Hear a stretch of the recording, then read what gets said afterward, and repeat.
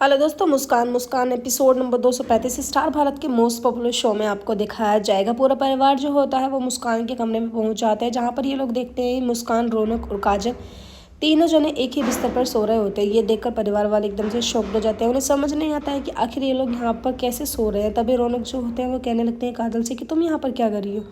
काजल जो होती है वो कहने लगती है कि हमें वहाँ पर सोफे पर नींद नहीं आई थी। कि तभी जो वकील होती है वो कहने लगती है कि आप सभी फ्रेश होकर नीचे आ जाइए, मुझे आप लोगों से पर्सनली मिलकर कुछ बात करनी है आपके ही बारे में।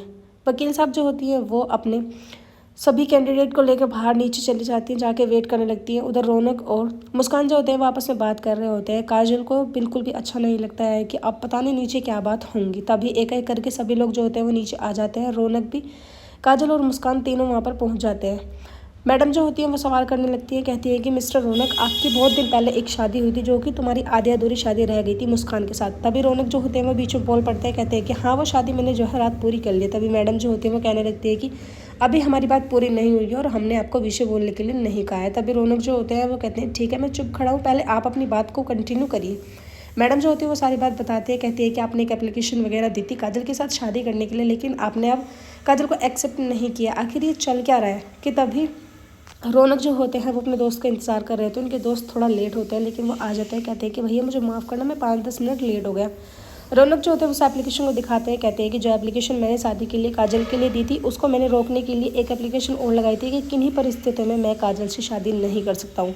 परिवार वाले सोचते हैं कि अरे ये तो बहुत ज़्यादा दिमाग लगा रहे हैं। कि तभी मुस्कान जो होती है वो अपनी एक वकील को बुला लेती है और उनसे फ़ाइल लेती है। कहती है कि मैडम अगर आपकी इजाज़त है तो मैं भी आपसे कुछ कहना चाहती हूँ। मुस्कान जो होती है वो भी अपनी बात को धरती है, कहती है कि जो मेरे साथ धोखे से शादी की गई है मैं उस शादी को नहीं मानती हूँ, क्योंकि हमें अपने जीवन साथी चुनने का खुद से अधिकार है। हम किसी की ज़बरदस्ती की गई शादी को अपने ऊपर नहीं थोप सकते हैं।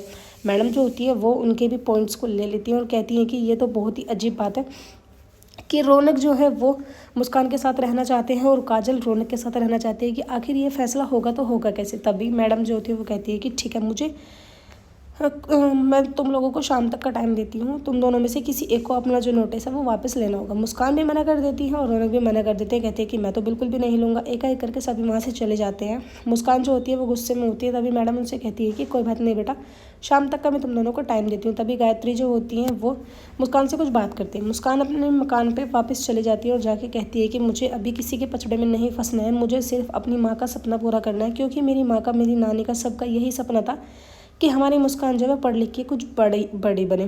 रौनक जो होते हैं वो नज़र रख रहे होते हैं कि आखिर उनकी मुस्कान कहाँ जाती है। वो उनके पीछे अपने दोस्त को लगा देते हैं, कहते हैं कि पल पल की खबर मुझे चाहिए। मुस्कान जो होती है अपने कॉलेज के रिसेप्शन पे पहुँच जाती है, जहाँ पर जाकर वो फॉर्म लेती हैं। कहती है कि मुझे अपनी जो छुट्टी हुई पढ़ाई है उसका 3rd ईयर का फॉर्म चाहिए। जैसे ही वो वहाँ पे फॉर्म लेके फिल कर लेती है उसके बाद प्रिंसिपल साहब के पास जमा करने के लिए जाती है। प्रिंसिपल सर जो होते हैं वो उन्हें बुरा भला सुनाने लगते हैं, कहते हैं कि तुम्हारे घर की सरकार नहीं है कि तुम्हारा जब मन करेगा तुम कॉलेज में आओगे, जब मन करेगा तुम यहाँ से चली जाओगे। कि तभी सिंह साहब जो होते हैं वो वहाँ पर पहुँच जाते हैं और जाके कहने लगते हैं कि मुस्कान, तेरा भविष्य अच्छा होगा बुरा होगा ये सब मुझे तय करना है, क्योंकि तेरा भगवान भी मैं हूँ, तेरा राक्षस भी मैं ही हूँ।